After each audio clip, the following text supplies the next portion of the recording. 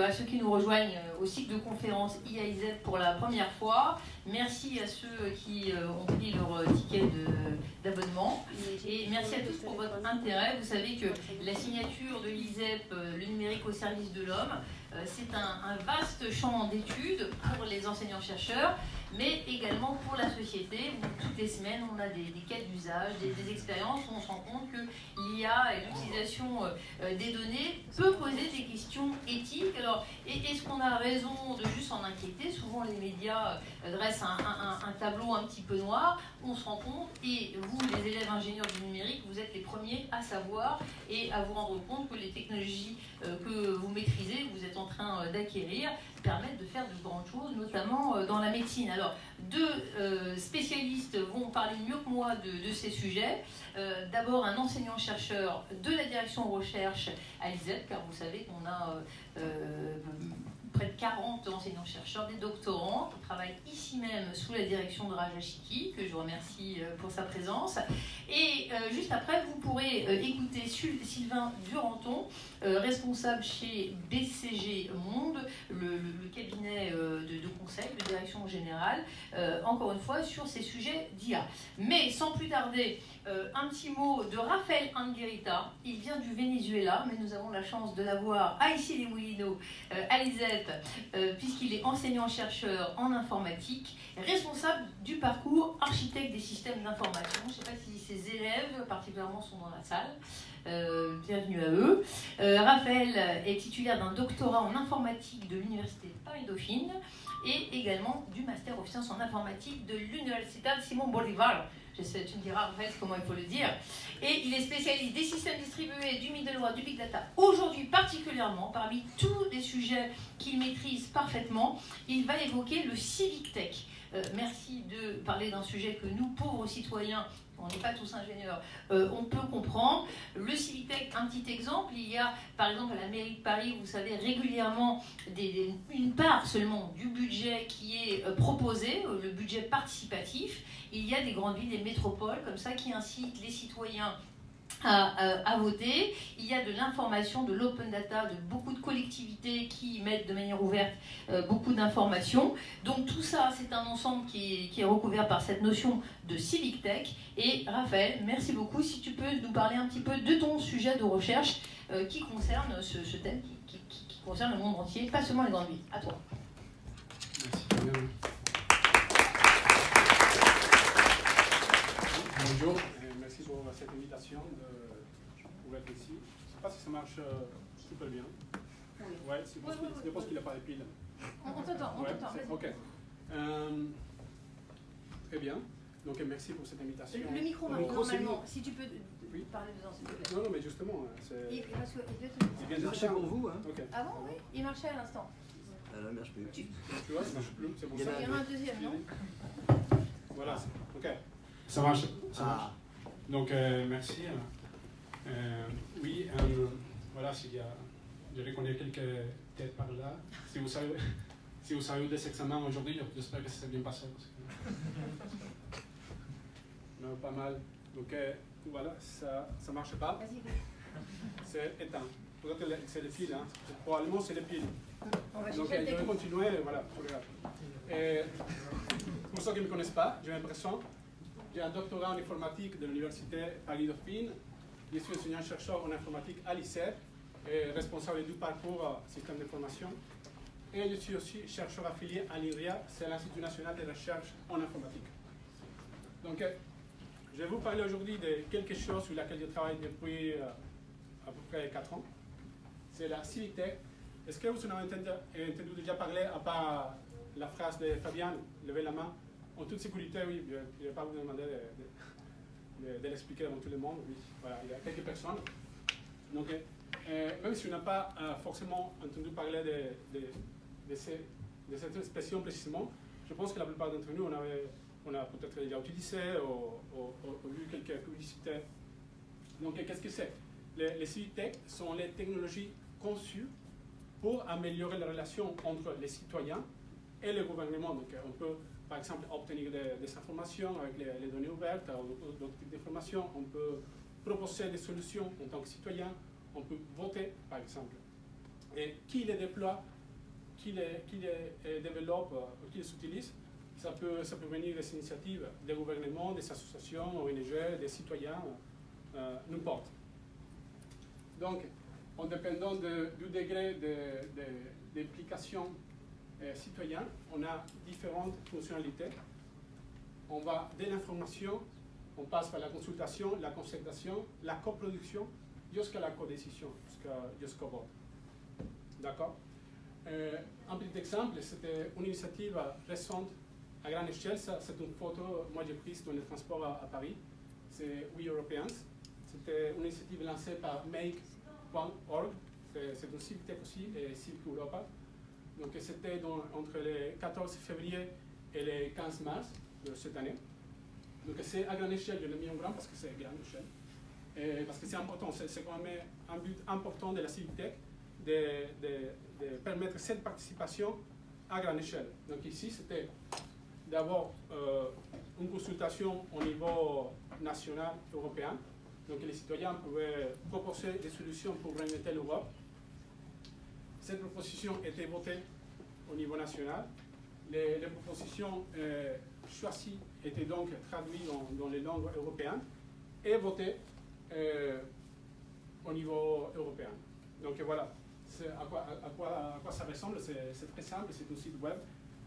Les gens pouvaient proposer leurs solutions, voter pour la solution des autres. Et aussi, par exemple, dans ce cas-là, on voit quelques partis qui étaient d'accord avec cette proposition. Dans ce cas, il n'y a aucun parti qui est en désaccord, mais ce serait peut-être le cas. On ne sait pas si c'est vrai, bien sûr, mais voilà. Au moins, c'est ce qu'ils font dans l'application. Voilà, on voit ici l'échelle. Donc, il y a des milliers de propositions et des millions de votes. Ici, c'est les votes. 1,7 million de votes pour cette proposition. Je pense que cette proposition-là, c'était celle qui a eu le plus de votes au niveau européen. Donc voilà, c'est un exemple récent. Moi, mon expérience, j'ai participé au développement de Civic Tech qui s'appelle AppCivist. Ça permet un tas de choses. Moi, en tant que chercheur informaticien, j'étais intéressé plutôt sur les aspects système distribué, big data, intégration des données hétérogènes, etc. Mais moi, j'aime bien souligner que c'est un projet pluridisciplinaire. Donc avec moi, il y avait des informaticiens plutôt orientés interface en machine, gamification, comment engager les gens à participer, à rester là jusqu'au bout du processus. Il y avait aussi des sociologues allemands et français et un anthropologue américain de l'Université de Berkeley, Donc voilà, moi je dis que c'est intéressant et ça fait aussi partie de la dernière partie, la deuxième et dernière partie de cette présentation. C'est qu'est-ce qu'on fait maintenant avec ça? Okay? Qu'est-ce qui se passe avec les technologies de rupture, avec toutes ces nouvelles technologies qu'on a un peu partout, dont on a beaucoup de publicité? Est-ce que moi, par exemple, si vous me posez la question, qu'est-ce qui se passe avec la blockchain, l'intelligence artificielle, la réalité virtuelle, moi je vais vous dire, je veux tout implémenter, tout mettre là dans la Civic Tech, tout simplement parce que moi j'aime bien la technologie, la recherche, je vois ce que ça donne. Mais c'est quand même important de réfléchir l'impact de ces technologies dans l'écosystème de la Civic Tech et dans la Civic Tech elle-même. Donc il y a les gens qui commencent à se poser des questions, qui commencent à réfléchir sur ce qu'on veut de ce type de technologie. Donc ici, j'ai trouvé un rapport d'une société du nord de l'Europe qui s'est posé ce type de questions. Donc ils ont fait des entretiens avec plusieurs sociétés et plusieurs acteurs de la Civic Tech dans le nord de l'Europe. Et ils ont trouvé quelques perspectives par rapport à l'intelligence artificielle. Donc, comme c'était une présentation dans le cycle de conférences sur l'IA à l'ICEP, donc j'ai décidé de les montrer. Donc c'est leurs questions. Certaines de ces questions-là, moi je les ai posées, on se les pose dans l'équipe de développement si on doit faire ça, si on ne doit pas les faire. Et voilà, on va les voir. Par exemple, dans le cadre des sociétés civiles et protection des droits de l'homme. Alors l'idée, la perspective, c'est la défense des droits de l'homme basée sur les données. Donc on a peut-être la possibilité d'identifier des risques et des violations qui sont invisibles pour nous, mais pas pour une IA, par exemple. Mais bien sûr, on peut voir l'augmentation de la surveillance, qui peut être, je ne sais pas, peut-être négative, mais qui amène aussi une augmentation de la protection. Donc voilà, ici, ils ont trouvé quelques questions que les acteurs de cet écosystème de la civic tech dans le nord de l'Europe ils se posent. Par exemple, qu'est-ce qui se passe si on peut prédire la violence avec une précision de X%? Est-ce que c'est bien? Est-ce que c'est pas bien? Est-ce qu'il y a des risques? Est-ce qu'il n'y a pas... Bon. Est-ce qu'il n'y a pas... Il peut y avoir des problèmes? Et aussi, quelle est la valeur de l'utilisation des médias sociaux et des services Internet par rapport aux données qu'on laisse là, qu'on donne? Est-ce que ça vaut la peine, cette protection? Donc ça, c'est des questions. Dans la prise de décision inclusive, ici, l'idée, on a des communautés qui sont un peu isolées, ou peut-être isolées, donc ils ne participent pas, ou ils participent peu. Donc l'idée, c'est de faire entendre leur voix, mais on a toujours ce risque de fracture numérique, donc ils ne participent pas. Donc peut-être qu'on n'a pas assez de données sur ces communautés qui sont isolées. Donc qu'est-ce qu'on fait avec ça dans la civic tech? Est-ce que si on a un assistant, une IA, qui vous conseille, qui vous recommande pour qui voter, est-ce que c'est bien? Est-ce que c'est pas éthique, peut-être? Si on peut connaître les préférences de ces gens qui peut-être ne participent pas, du coup on prend des décisions pour eux, automatiquement, est-ce que c'est bien? Dans le cas des institutions responsables, on a toujours le paradoxe de qui a les données, qui a nos données, et toujours le problème de confidentialité des données. Mais on a la perspective aussi de la collecte des données pour surveiller la mise en œuvre des décisions publiques. Par exemple, ça vient bien sûr avec la IoT, le big data, etc. Donc, les citoyens, nous, en tant que citoyens, on peut surveiller la mise en œuvre des décisions publiques. On a aussi les conseils juridiques, où trouver des failles juridiques. Par exemple, aux États-Unis, il y a une application qui s'appelle Do Not Pay, qui a fait appel avec un succès, je pense, de 60% au ticket de stationnement. Donc c'est l'application qui a trouvé les failles juridiques sur ça, donc il a fait appel et c'était un succès. Donc est-ce qu'on peut utiliser ça? Donc voilà. Ici, en tant que dans le cadre des institutions responsables, qu'est-ce que c'est mieux? Une personne élue ou une IA? Bon, ne me donnez pas la réponse, puisque je connais la réponse de plusieurs personnes sur ça. Voilà. On a aussi un autre axe, c'est les combats contre la discrimination. Donc on a un problème, c'est mon collègue Patrick Wang, si vous étiez là, il a présenté un exemple sur ça rapidement. On a la reproduction, les risques de reproduction des préjugés raciaux et les filtres et polarisation croissante sur Internet, sur les réseaux sociaux. Donc on voit les informations qui nous intéressent, donc on n'est pas exposé aux choses différentes. Mais peut-être on peut avoir une compréhension plus profonde de la discrimination et des préjugés. Donc ici, voilà, est-ce que par rapport à la discrimination, si on base les décisions politiques sur les données, est-ce que ça sera mieux?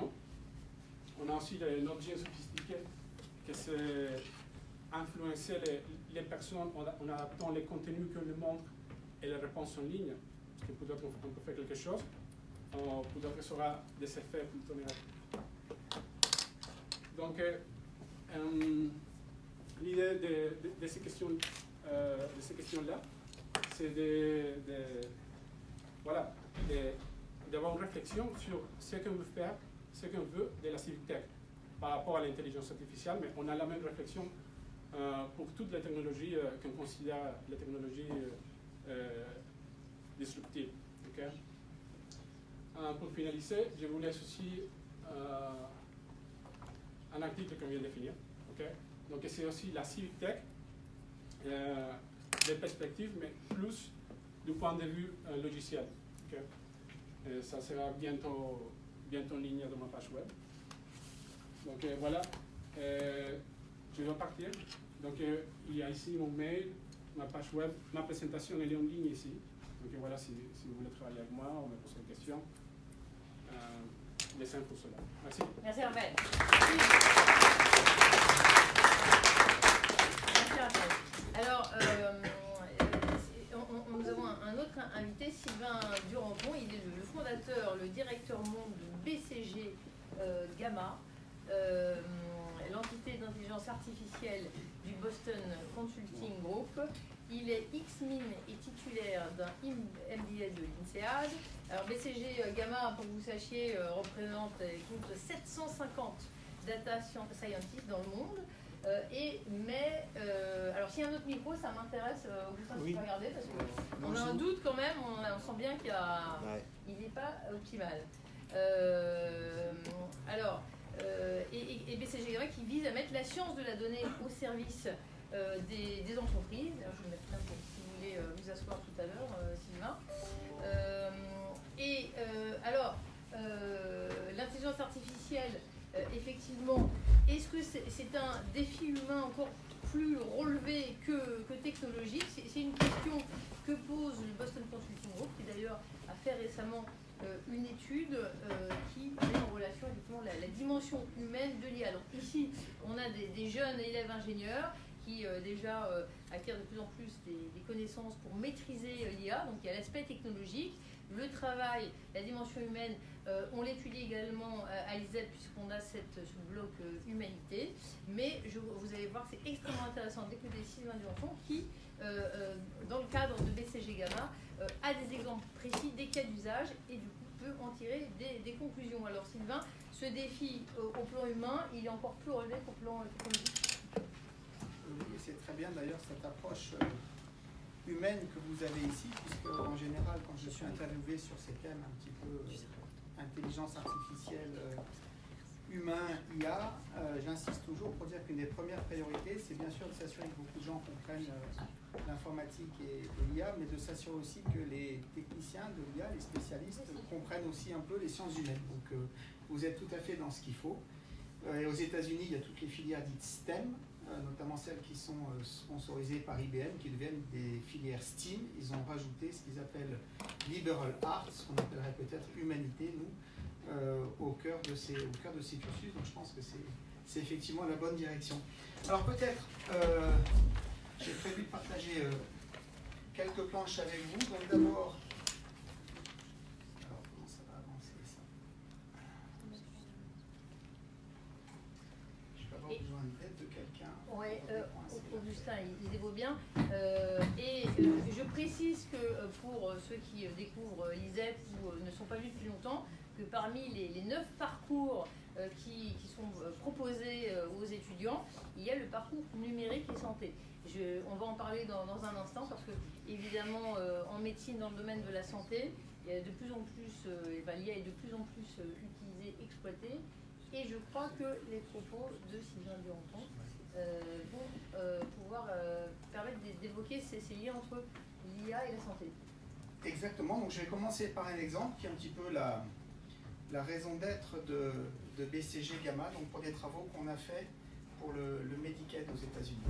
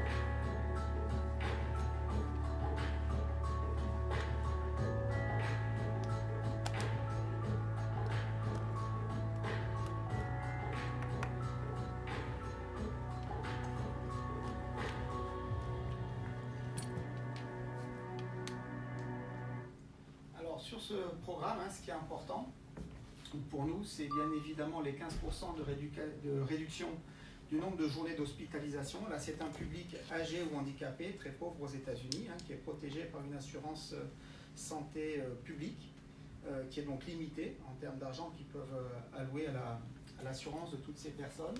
Et en gardant un résultat médical constant, c'est-à-dire le même bien-être, la même santé pour les assurés, il y a une réduction de 15% des journées d'hospitalisation, ce qui est massif. Alors c'est mon propos, l'IA peut vraiment permettre de faire des sauts de performance. On avait travaillé avec eux avant sur un système de segmentation beaucoup plus simple, qui était quelques segments qui permettaient d'avoir des parcours de soins adaptés pour les personnes âgées. L'IA a permis de décupler l'impact de ce qui a été fait. Et pour que l'IA serve à quelque chose dans la vraie vie, en dehors des laboratoires, il y a un effet, et vous commenciez à l'aborder, Fabienne, il y a un aspect formation des gens, changement des métiers au quotidien des personnes. Et là, il y a 500 personnes qui ont été, plus de 500 personnes, qui ont dû être formées à l'utilisation de ce nouvel outil. Et bien sûr, ce n'est pas des gens qui sont spécialistes d'IA, c'est des gens qui sont dans des centres d'appel téléphoniques. Et après, il y a un impact financier qui est très important. Là, ça a disparu, mais vous l'avez vu, c'est 750 millions de dollars. Il y a à peu près un tiers qui sont des interventions qui ne servaient à rien, qui n'ont plus lieu maintenant.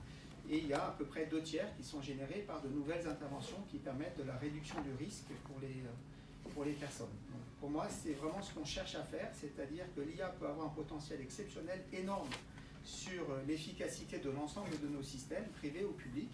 Et notre métier, c'est de les mettre en œuvre à l'échelle dans les organisations. Alors, qui est-on en fait vous le disiez, en fait, c'est 750, c'est pas 650. Vous avez tout à fait raison, Fabienne, parce qu'on vient de finir une acquisition, on vient de racheter une entreprise qui avait une centaine de personnes en Espagne. Puis il y a la centaine d'étudiants que vous allez recruter. Et alors, voilà, on n'a pas encore 10 épiens, mais ça ne saurait tarder. Donc dans nos équipes, on a des spécialistes d'à peu près toutes les techniques, donc machine learning, deep learning, on a des spécialistes de simulation, d'optimisation.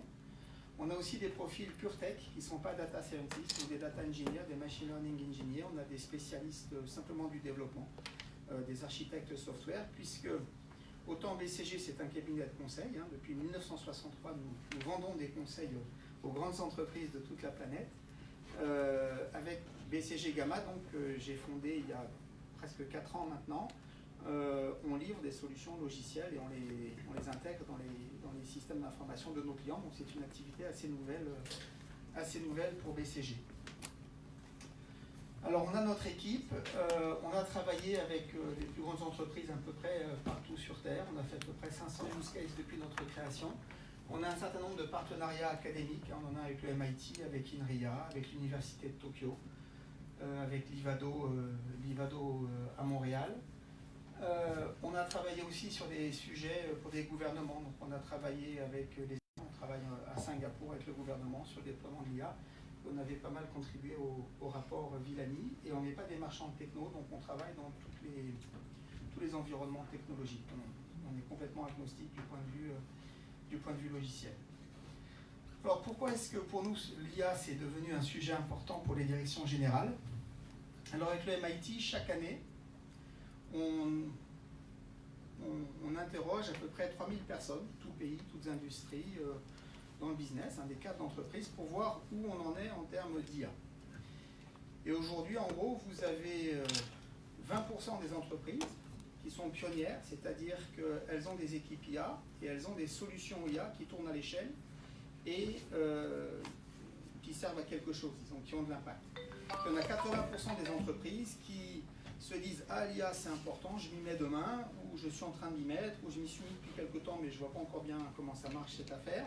Et donc 80% de gens qui ne sont pas encore dans la réalité de l'IA en entreprise.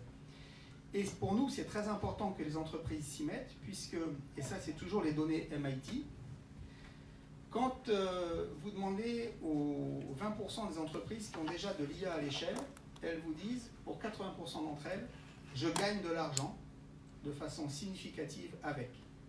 Si vous prenez le reste du panel, on est à moins de 50%, donc pour la plupart des entreprises aujourd'hui, l'IA c'est un coût. Alors, les entreprises savent qu'il faut faire de l'IA, mais aujourd'hui c'est un coût, ça ne rapporte pas. Ensuite, si vous prenez cet échantillon des 20% des entreprises les plus avancées en IA, à 70%, elles vous disent, ou leurs équipes nous disent, on comprend de mieux en mieux comment fonctionne l'IA, on est bien meilleur que l'an dernier. Alors que pour le reste de l'échantillon, en fait, il y a 25% des entreprises qui disent, nous, on a mieux compris que l'an dernier comment ça marchait. D'accord ? Et pour finir, les pionnières, à 80% d'entre elles, elles disent, on va investir beaucoup plus l'an prochain. On l'a fait cette année dans le domaine de l'IA, alors que pour les autres, il y en a moins de la moitié qui pensent qu'elles vont investir beaucoup plus l'an prochain. Donc sans faire un grand dessin et de grandes stratégies, c'est assez clair, il y a 20% des entreprises présentes dans tous les secteurs qui vous disent « je sais faire, j'apprends de plus en plus, je gagne de l'argent avec et je vais réinvestir ».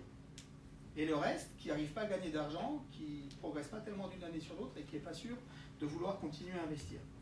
Les 20% vont être très très durs à rattraper. Et il y a même certains chercheurs, certains économistes qui disent finalement ce qu'on a vu sur le net où en gros il y a un acteur dominant qui ramasse tout le marché parce qu'il a de meilleurs algos et plus de données, c'est des choses qu'on pourrait imaginer voir se passer dans l'ensemble des secteurs. Il y a donc des réflexions sur finalement est-ce qu'on va arriver à des monopoles naturels sur l'ensemble de l'activité économique. À titre personnel, je n'y crois pas.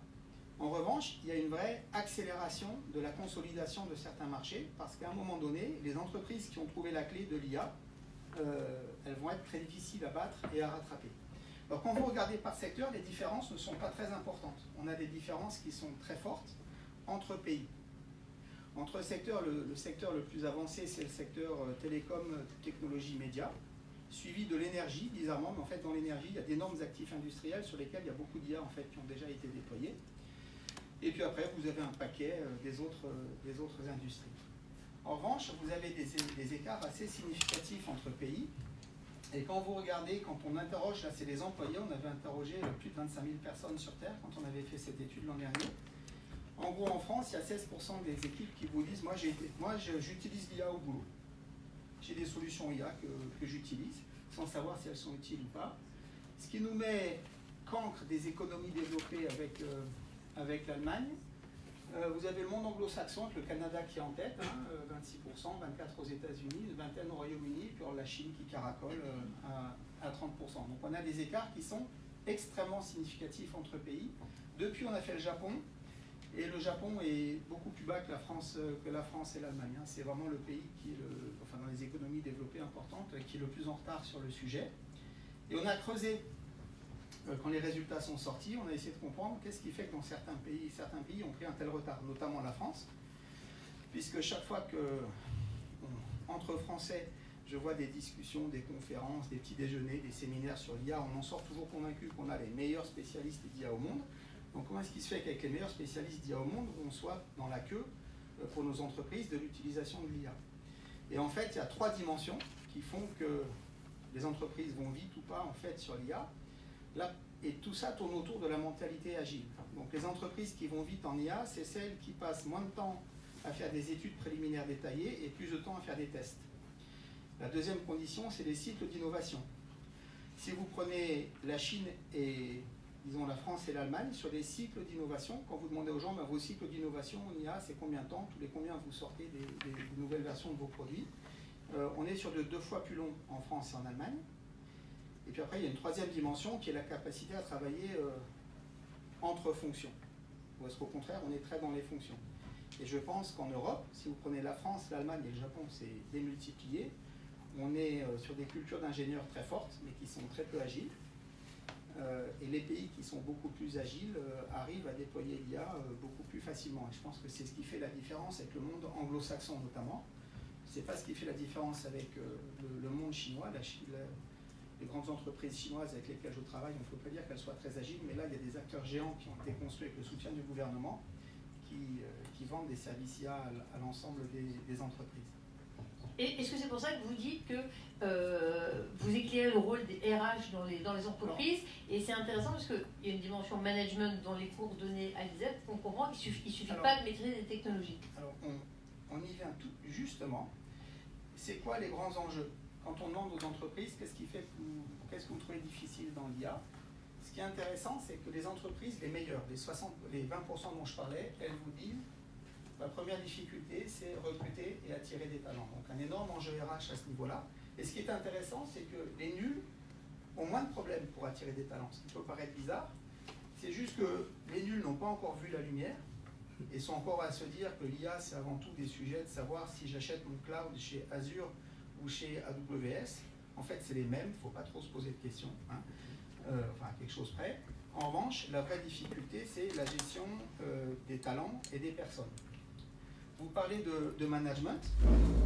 Quand on regarde, quand on demande aux entreprises qu'est-ce qui bloque, ben pour 40% des nuls, le management ne suit pas. Il n'y a pas de vrai support. D'accord ? Alors que c'est quelque chose qui est assez marginal parmi les pionniers. Et puis, les retardataires, eux, disent finalement, dans notre entreprise, il n'y a pas tellement de use case. On les cherche, on ne les voit pas. Le fait que les business case, les use cases soient peu clairs, c'est quelque chose qui est assez marginal parmi les plus avancés. Donc, il y a un vrai sujet managérial autour de l'IA. Et ensuite, je vais en parler un peu plus loin, dans la façon dont on déploie les cas d'usage. Je pense qu'une vision qui est trop technocentrée ne fonctionne pas. Du coup, comment on manage ces data scientists? Est-ce que dans les entreprises, ils les disséminent à différents étages? C'est des loups solitaires ou comment on les exploite bien, ces data scientists? Il y a plusieurs théories. Il y a une espèce de tension. Si on veut centraliser parce que c'est important, on est capable de faire descendre certains cas d'usage importants quand on centralise, mais il faut quand même être près des activités, donc il faut aussi être décentralisé. Les entreprises hésitent un peu entre les deux modèles. Moi je pense que le saupoudrage du data scientist un petit peu partout dans l'entreprise, c'est une illusion. Et d'ailleurs, nous, dans notre recrutement, on a des gens qui viennent d'entreprises. J'avais notamment, là, il n'y a pas longtemps, en entretien un jeune qui venait d'un grand groupe d'assurance européen qui m'expliquait, voilà, moi je suis au comité de direction de la filiale France d'un grand assureur européen. C'est quelque chose qui pèse plusieurs milliards. Il avait, je sais pas quoi, 25 ans, donc bien, comité de direction. Et je suis en charge de la data science. Super. Alors, vous êtes combien dans mon équipe? Ah ben, je suis un. Mais c'est moi le chef. Je dis, bah ouais, c'est bien. Et puis, je suis quand même au même niveau que le directeur marketing, commercial et tout. Et ouais, et tu fais quoi? Ah ben, on m'a donné carte blanche, je fais ce que je veux. Je dis, bah ouais, ça c'est un beau métier. Et alors, au quotidien, quand on fait ce qu'on veut, on fait quoi? Il me dit, bah ça fait 6 mois là que je rencontre des gens pour essayer d'imaginer ce que je peux faire pour eux. Bon, et je pense que c'est un désastre. Et il faut de vraies filières data scientists. Et d'ailleurs, moi, c'est un conseil que je vous donne, ceux qui vont faire de la data science. Si vous êtes la curiosité de l'étage et qu'on vient vous jeter des cacahuètes, on se dit, on en a un, on en a trouvé un, etc., c'est pas un bon plan. Et les entreprises qui gardent leurs data scientists, parce que les recruter, c'est facile, ils font des chèques, mais après, il faut les garder. C'est les entreprises qui arrivent à mettre des filières en place qui vous donnent des perspectives de carrière, avec des équipes scientifiques très fortes, des partenariats avec des universités, et qui font que j'ai un avenir. Quand on est dans une filière qui a 200-300 data scientists, 4 ou 5 centres mondiaux, là on peut faire une carrière, il y a des perspectives. Quand c'est du saupoudrage complet auprès des opérations et qu'on est le data scientist du bâtiment, je pense que il n'y a pas d'avenir. Et même pour la créativité, pour l'émulation au sein des équipes, on ne peut pas descendre en dessous d'une certaine masse critique de personnes. Une équipe de moins de 15 personnes, je pense qu'elle a du mal à être productive. Nous, on en avait parlé avec Cédric Villani, qui était notre conseiller scientifique quand on avait lancé Gamma, puis il s'est lancé dans la politique, donc il ne pouvait plus travailler avec nous. Lui, il nous disait que dans des labos de recherche, un labo qui a moins de 10-15 personnes, c'est difficile d'avoir une activité qui soit vraiment conséquente. Donc, je pense que, voilà, pour garder les data scientists, il y a besoin de mettre en place des filières solides, des vraies perspectives de carrière. Une chose très importante, c'est d'apprendre. Et ça, si vous avez, si vous êtes en contact avec des entreprises, votre actif, c'est votre savoir-faire technique. Il ne faut pas que vous le consommiez au sein de l'entreprise, il faut aussi que vous le nourrissiez. Et donc là, tout ce qui est formation, c'est des choses qui sont extrêmement importantes, d'où les partenariats avec des grandes universités. Il faut qu'il y ait des directeurs scientifiques de haut niveau. Il faut que vous disiez, ben voilà, moi si je vais là, je vais apprendre des choses. Pas juste regarder si vous gagnerez bien votre vie les 6 premiers mois. Data scientist, c'est un des postes les plus sexy en ce moment. C'est à l'entreprise de s'adapter aux data scientists qu'elle recrute ou l'inverse. Vous avez donné déjà quelques éléments. Je pense qu'il faut s'adapter. C'est ce qu'on a fait nous d'ailleurs, parce que pourquoi on a créé BCG Gamma, c'est pour avoir un endroit où on a pu développer une organisation entièrement dédiée à la data science, avec des processus RH différents, des parcours de carrière différents, des formations différentes, un environnement, une culture différente. Et je pense que les entreprises qui veulent transformer le data scientist dans leur moule, quel qu'il soit ce moule, je pense que c'est très difficile. Si on regarde l'image donnée dans les médias et puis les perceptions entre d'un côté les salariés, d'autre part les managers, on voit parfois une dualité, les salariés ayant plutôt une crainte vis-à-vis de l'impact social du développement de l'IA. Et puis en revanche, on peut remarquer la réduction massive du risque d'erreur grâce à l'IA. Alors finalement, effet bénéfique, effet négatif, est-ce que ce sont les médias qui exacerbent un petit peu le côté noir de la chose? Je ne pense pas. Alors ça, je voulais en parler plus tard, parce que je voulais partager quelques cas d'usage avant, et puis après, j'aborderai vraiment cette question en particulier, parce qu'elle est très importante. Alors, sur les cas, si vous avez des questions, surtout vous m'interrompez, parce qu'on est ensemble pour un moment, donc vous n'hésitez surtout pas. Alors, sur la façon de déployer les cas d'usage, pourquoi est-ce qu'on n'a que 20% des entreprises là, pour qui ça marche l'IA? Parce que dans la plupart des entreprises, l'IA, ça ressemble à ça. On fait plein de POC. Tout le monde fait des POC. On les fait avec ses équipes, on les fait faire à des startups, on prend des petits cabinets qui vous font des POC. Donc il y a la maladie du POC. Et faire un POC qui marche, c'est super facile. On backtest. De toute façon, personne ne sait voir si l'air sous la courbe est bonne ou mauvaise. Donc on dit ça marche, on dit oh, c'est fantastique. On a un jeune, il a fait un truc qui marchait. Donc ça, tout le monde sait faire. Faire un POC qui marche, c'est super facile. Gagner de l'argent avec de l'IA, c'est super difficile. Et donc moi, j'essaie de convaincre les entreprises de sortir de cette maladie du POC. Alors pourquoi est-ce qu'il y a des POC? En fait, il y a 3 coupables qui poussent à la POCisation des entreprises aujourd'hui. Les premiers, c'est les vendeurs de techno et les consultants. Qui alors tous expliquent, bah, l'IA c'est magique. On en met une petite graine, ça rapporte des milliards. Et donc, dans 3 mois, vous serez riche. L'IA, c'est magique. Les retours sur investissement sur les projets IA sont colossaux par rapport à ce que je connais. Moi, ça fait 25 ans que je travaille en entreprise. Je n'ai jamais vu un sujet qui avait un tel potentiel de transformation de nos façons de faire. Donc, c'est effectivement magique dans une certaine mesure. En revanche, il faut investir, c'est sérieux. Et ce n'est pas en 15 jours qu'on va transformer les processus des entreprises. Ensuite, les coupables, c'est aussi les data scientists, parce qu'un data scientist, ça aime jouer avec des datasets, super, passer du coq à l'âne, sauter d'un sujet à l'autre, passer 18 mois à s'assurer qu'on met en offre quelque chose pour de bon, que c'est déployé, que c'est utilisé. Là, tout de suite, on perd un peu en variété, en diversité. Et la population data scientist est très versatile, il y a un petit côté Kaggle MIT, on va changer les trucs, on passe, voilà.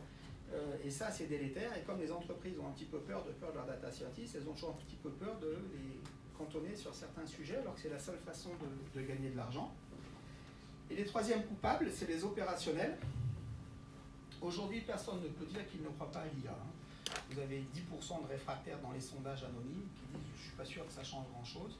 Sinon, que ce soit sur les modes de fonctionnement ou les offres, produits et services, 90% des cadres dans le monde de l'entreprise sont convaincus qu'à 5 ans, ça va changer beaucoup de choses. Donc là-dessus, il y a consensus. On ne peut pas dire qu'on n'aime pas l'IA. Tous les boards veulent des plans IA, les journalistes veulent des plans IA. En assemblée générale d'actionnaires, il faut parler d'IA.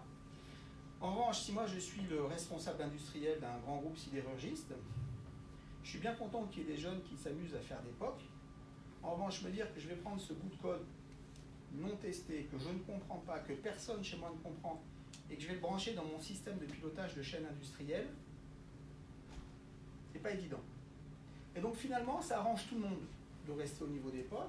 Les opérationnels peuvent continuer à s'occuper de leurs opérations, les data scientists peuvent continuer à s'amuser, et les prestataires peuvent vendre des technologies magiques qui ne rapportent rien. Donc ça, c'est un petit peu la situation. Il y a une autre raison pour laquelle les entreprises ne passent pas à l'échelle sur la partie IA. C'est le fameux argument dont on n'a pas de bonnes données. Alors, toutes les entreprises que je vois m'expliquent c'est terrible, on n'a pas de bonnes données. Ah, si on avait de bonnes données, la vie serait belle. Et beaucoup d'entreprises ont lancé des grands projets de mise en qualité des données, avec le RGPD, tout ce qu'on dit sur l'IA, le risque et tout. Donc là, tout le monde est parti, on va mettre nos données en qualité. pour mettre les données en qualité sur une entreprise de 20-30 milliards de chiffre d'affaires, une multinationale, il y a un minimum 50 boulots. 10 000 domaines data, enfin c'est un travail titanesque de Romain. Et donc il y a pas mal d'équipes de management qui nous disent, voilà, alors là c'est sûr, là j'ai un gros contrat avec un intégrateur, ils sont en train de me monter un puits de données magnifique, on est en train de le remplir à la petite cuillère, alors c'est un peu long de remplir le puits de données à la petite cuillère, alors quand il sera plein, ça va fumer vert, on va faire plein de cas d'usage, vous allez voir, ça va rapporter, et là mon bon monsieur, c'est un peu tôt, vous arrivez un peu tôt. Et moi, ma conviction, c'est qu'on peut gagner beaucoup d'argent avec de la mauvaise donnée, et que le fait de commencer à gagner de l'argent avec de la donnée, ça va donner l'énergie d'essayer d'améliorer la qualité des données qui servent et pour lesquelles on sait ce qu'on va en faire, et pas les données en général. Donc cet argument qui est souvent opposé par ceux qui sont en retard en IA, je pense que c'est un argument qui n'est pas valable. J'ai vu très peu de situations où effectivement, on n'avait pas les données nécessaires pour commencer à gagner de l'argent. Je ne dis pas nécessaire pour nourrir des algos de deep learning avancés, mais on a rarement besoin de deep learning dans la vie de l'entreprise. Vous avez deux questions là. Ah pardon, j'avais pas vu. Oui. Oui, je voulais juste vous demander si vous aviez un exemple de ces données qui étaient difficiles à chercher pour justement... Oui, alors dans le monde industriel, et souvent les gens nous disent, voilà, je voudrais faire de la maintenance préventive, prédictive, disons. Bon, et puis on a des cahiers de maintenance. Bon, alors on a fait des projets où on a OCRisé des cahiers de maintenance, et puis on a fait du machine learning sur des comptes rendus de techniciens. Mais enfin, c'est limite. Là, ce qu'on peut faire, c'est déployer des capteurs et puis aller chercher de la donnée, mais la donnée, on doit la constituer. Donc ça peut être un cas difficile. Il y a des cas pharma, où on travaille sur certains médicaments, je vous montrerai des exemples, où on a des données de tests cliniques qui sont quand même ultra limitées. Donc c'est vrai que sur certains cas, il y a un problème de données. Mais c'est rarissime par rapport à l'argument massu qui est chaque fois sorti par les 80% d'entreprises qui ne sont pas encore à l'échelle en IA, qui disent « Ah, problème de données, mais ne vous en faites pas. On a un gros projet à 100 millions pour construire un puits de données, donc un jour on pourra faire tout ce dont vous nous parlez. » Oui. Rapide question, si jamais c'est possible d'avoir fait un résultat et de gagner de l'argent avec de mauvaises données et de la donnée incomplète, Oui. c'est un peu naïf, mais quelle est l'initiative pour voir que ça marche, de constituer ou de cliner ces données ou de constituer des meilleures C'est d'en gagner plus. Je vais même aller plus loin. Prenez un cas d'usage assez répandu, le pricing. On va tarifer, je ne sais pas quoi, n'importe quel produit. Dans un univers B2B, mettons, je vous montrerai un exemple. Donc, pour être savoir, je négocie quelle remise je fais à la personne. On a même eu des cas où on fait ça dans un pays. Les vendeurs disent « Ah, c'est super ce truc, ouais, on gagne de l'argent, c'est vachement. » Et là, je me rends compte, dans tel et tel cas, vraiment, je faisais ci, j'aurais mieux fait de faire ça et tout. Et même s'il y a un algo, les personnes apprennent. Et les personnes font mieux leur métier. Parce qu'elles ont compris des trucs qu'elles n'avaient pas compris avant. Un petit peu comme AlphaGo a permis d'ouvrir certaines perspectives dans le jeu de Go en montrant aux joueurs qu'il y a des champs inexplorés du jeu qu'ils n'avaient jamais vus. Là, les vendeurs se disent, tiens, finalement, c'est bien, là, j'ai vachement progressé. Et après, la discussion qu'on a avec nos clients, c'est maintenant, si on va en Allemagne, en Angleterre, en Espagne, est-ce qu'il faut vraiment déployer l'IA ou finalement, tout ce que nos équipes ont appris en France grâce à l'IA, on fait des formations pour que les gens soient meilleurs et puis finalement, on n'a pas besoin de déployer l'IA. Moi, je pense quand même, compte tenu des premières planches que j'ai montrées sur la course à l'échalote qui va se faire sur l'IA, se dire, finalement, j'ai le fusil à bouchon et comme avant, j'avais des épées, finalement, le fusil à bouchon, c'est pas mal. Pendant que d'autres sont en train de préparer les pistolets laser, je pense quand même qu'il faut passer à la génération pistolet laser parce que ceux qui ne les auront pas, ils vont être assez mal.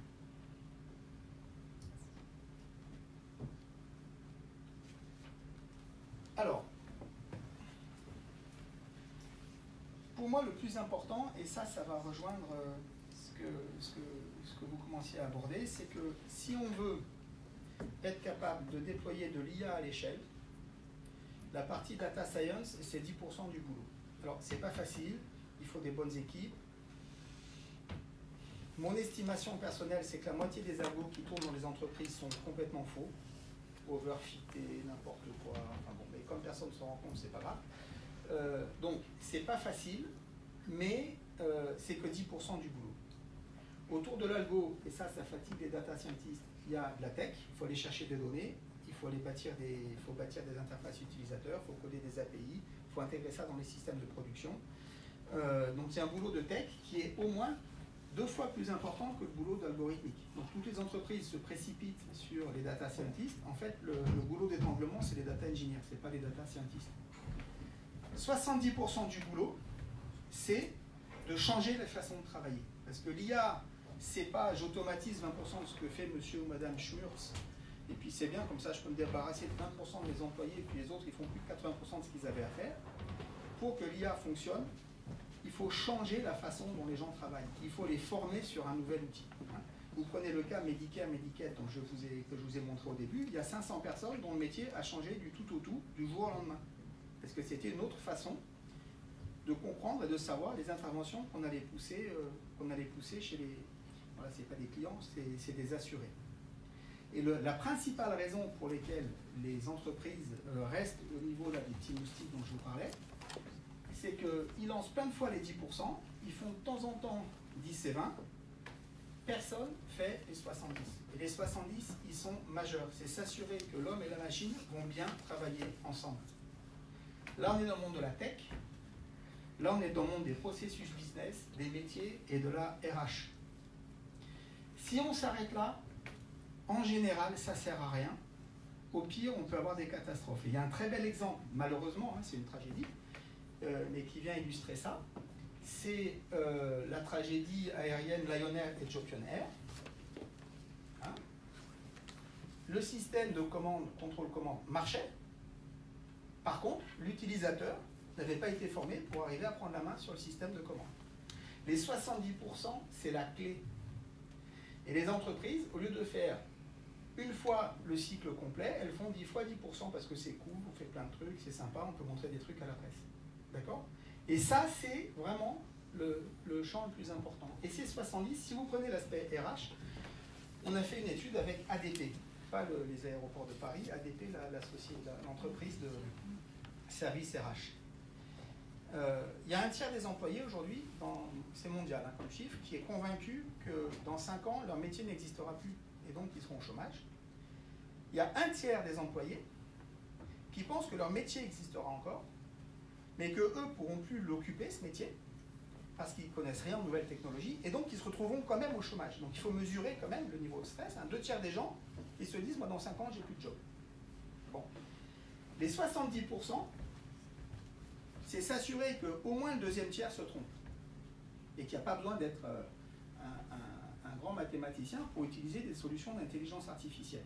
Alors ça va faire marrer votre génération, mais les nouvelles technologies font très peur. Moi, je suis un vieux, j'ai vu l'apparition des souris en entreprise. Bon, eh ben, en entreprise, il y avait des formations souris. Et il y a des personnes d'un certain âge qui avaient peur de la souris, qui n'y arrivaient pas, qui disaient non, je ne vais jamais y arriver, vraiment cette souris, c'est trop dur pour moi. Quoi. Jacques Chirac même, a découvert tardivement la souris. Elle va me mordre, elle va s'échapper, je ne sais pas ce qu'elle va faire. Bon, voilà, et ça, on parlait d'une souris. D'accord? Donc là, on est dans l'intelligence artificielle. Donc il y a un niveau de stress qui est énorme dans les entreprises. Et là, il y a un rôle absolument important du DRH et des responsables business. Mais dans beaucoup d'entreprises, il y a une personne qui a été recrutée pour s'occuper du digital et de l'IA. Souvent, elle a un très gros salaire, donc tous les autres sont un peu frustrés. Et à elle de se démerder pour qu'on devienne l'entreprise championne de l'IA. Et tout le monde la regarde en attendant de voir ce qui va se passer. Cette personne ne peut rien faire toute seule. Il y a besoin de ça. Et ça, c'est concret. J'étais dans une banque. Voilà, je racontais un peu la même histoire, et c'était avec leur comité de direction. Et donc le patron dit, ah ben, chez nous, je pense vraiment que c'est le business qui supporte et qui soutient. Là, vraiment, je pense qu'on a bon sur ce point-là. Et il y avait une dame qui était responsable de la data science. Et donc le patron lui dit, ben, vas-y, c'est quoi ton gros use case du moment? Et elle dit, c'est un algorithme pour mesurer le risque crédit sur des petites et moyennes entreprises. Il lui dit, bon, et là-dessus, est-ce que tu es soutenu par le business? Elle dit, ah oui, alors là, vraiment, je sens que ça intéresse le business, c'est vachement bien. Et là, je dis à la dame, mais être intéressé, c'est pas soutenir, c'est assez différent. Est-ce qu'aujourd'hui, vous avez commencé à coder, vous avez un algo? Oui. Est-ce que vous savez qui va utiliser l'algo, quand, dans quelles conditions, quel profil de gens? Là, il dit non. Ouais, et pourquoi? Ben parce qu'en fait, moi j'ai deux sponsors business, j'ai la fonction risque et puis j'ai le marché entreprise SMI. Ils n'arrivent pas à se mettre complètement d'accord, donc en attendant, j'avance.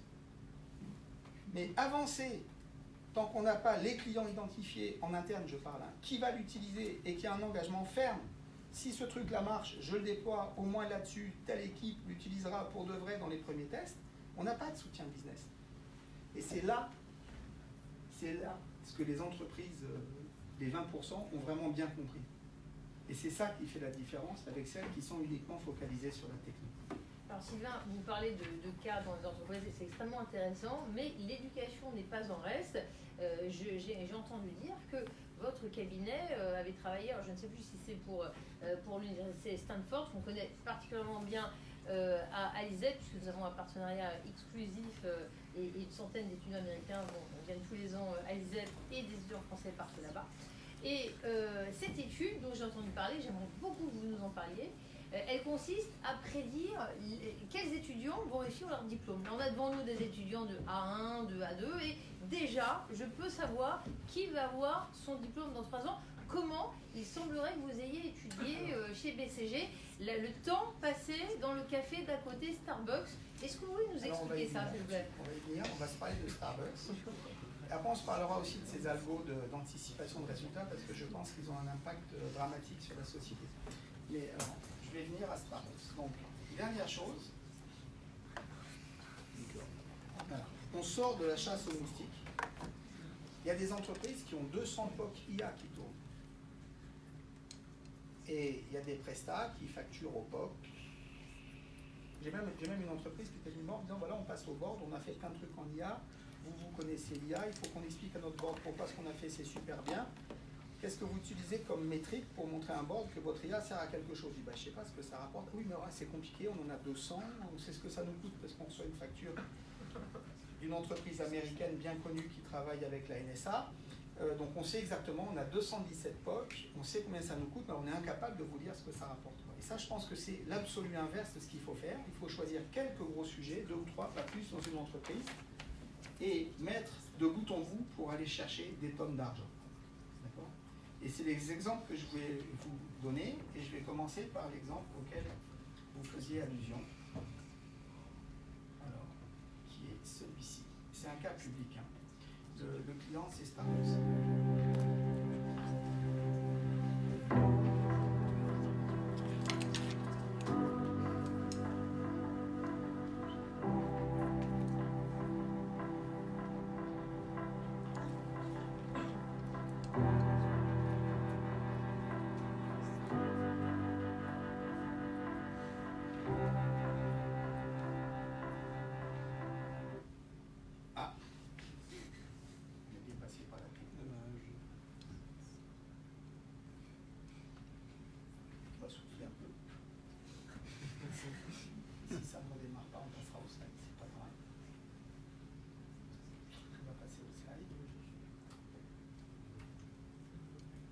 Perso chez Starbucks. Donc, ce qu'on a fait, en gros, chez Starbucks, ils ont 30 personnes qui sont chefs de segment.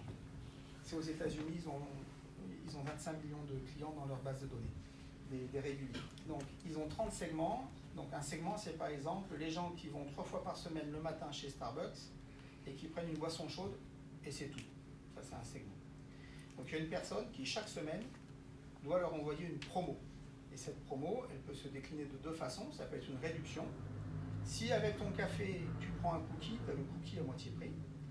Ou ça peut être des points sur le programme de finance. Chacun imaginaire, regardez ce qui s'était fait la semaine d'avant, etc.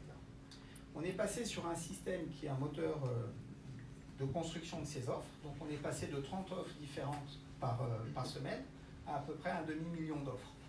Et ce n'est pas parce qu'on a fait des micro-clusters, 1 demi-million de micro-clusters, c'est juste que parfois il y a 2 personnes qui ont des profils de consommation tellement proches qui reçoivent la même offre. Alors ce moteur, il est constitué en fait, il regarde plusieurs choses. Il regarde ce que les gens sont susceptibles d'acheter compte tenu de leur historique de consommation. Et les clients réguliers, comme ils payent avec leur carte, on sait tout ce qu'ils ont acheté.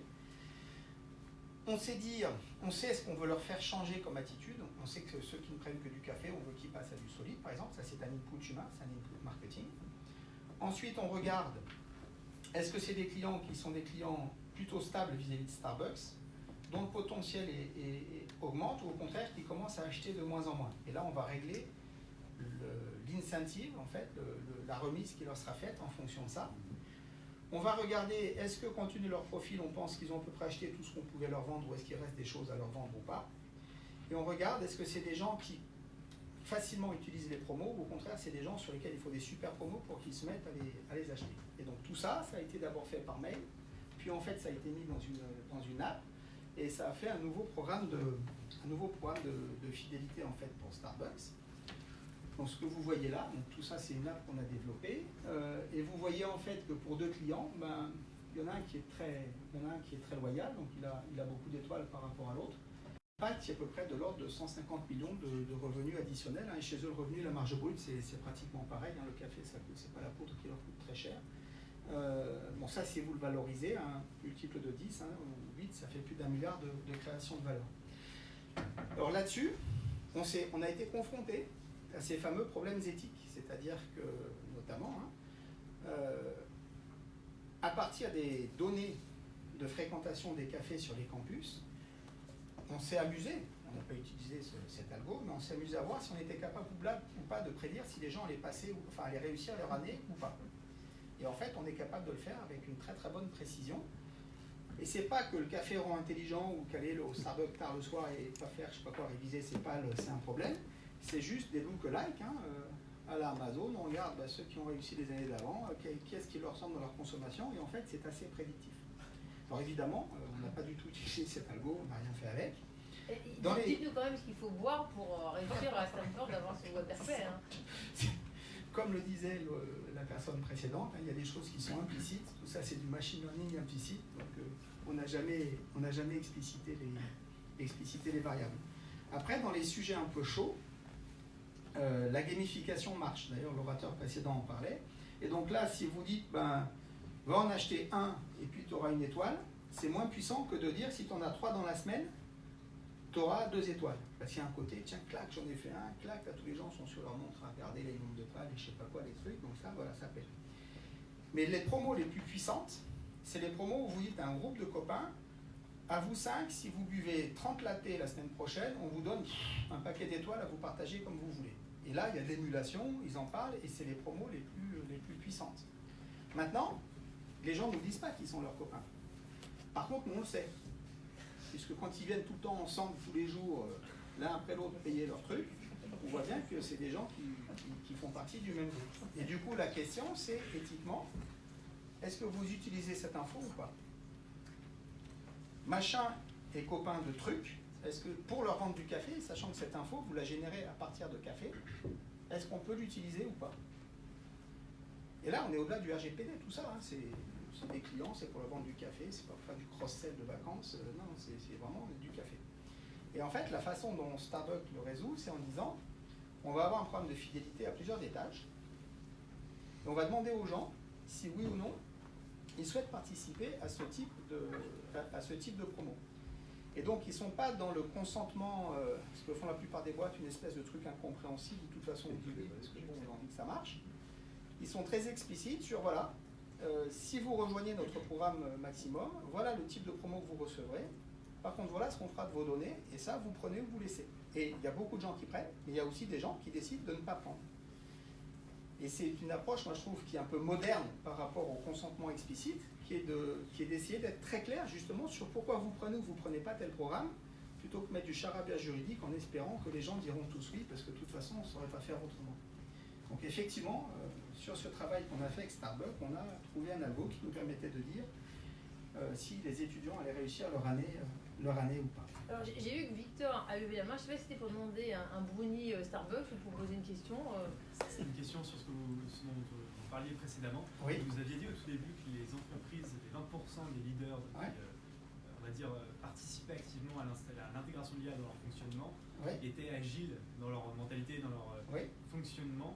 Et vous dites après que 70% du travail pour intégrer l'IA, finalement, c'est des processus, etc. Donc, est-ce que le travail, finalement, pour l'IA et pour la transformation de l'entreprise, pour faire partie peut-être de ces entreprises qui vont survivre à l'intégration de l'IA, même si vous n'en êtes pas convaincu qu'il y ait cette barre, finalement, qui va se créer, est-ce qu'il n'est pas au niveau de la transformation opérationnelle et au niveau des processus, finalement, plus que sur la mais technique. c'est de l'agile, là où c'est de l'agile un peu nouveau, c'est que là, par exemple, et c'est ce qu'on voit partout, l'équipe qui va développer ça, c'est quoi? Il y a qui dans cette équipe? Il y a des data scientists, des data engineers, des software developers, des petites mains du marketing et des grands génies du marketing. Et quand on dit on travaille en dehors des silos de l'organisation, c'est qu'il y a 25 personnes qui ont changé de métier, changé d'organisation, qui ont rejoint une espèce de mini start-up interne dont le métier, le but, c'est de concevoir, bon ça c'est fait, faire tourner, améliorer tous les jours la performance de ce système, voir combien on gagne. Et tout l'ajustement des 70%, il n'est pas séquentiel. Les 70%, c'est pas j'ai fait un outil, mon bon monsieur, je vous forme. C'est on fait un outil ensemble, on le teste ensemble et on le fait évoluer ensemble au cours du temps. Et donc, c'est toutes des équipes multifonctionnelles qui font ça. Là, l'équipe Starbucks, c'est assez marrant. L'équipe avait un objectif, c'est d'améliorer l'impact de 1% par semaine.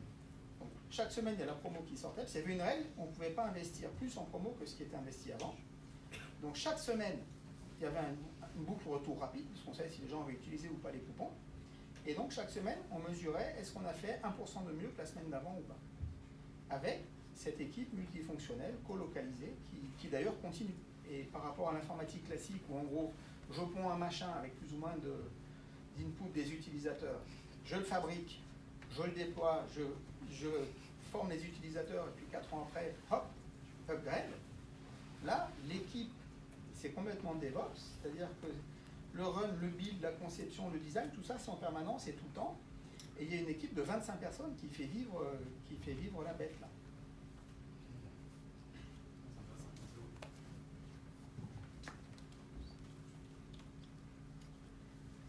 Alors, au-delà de Starbucks, un autre exemple sur ces fameux sujets tarification. Je ne sais pas si la vidéo ira au bout.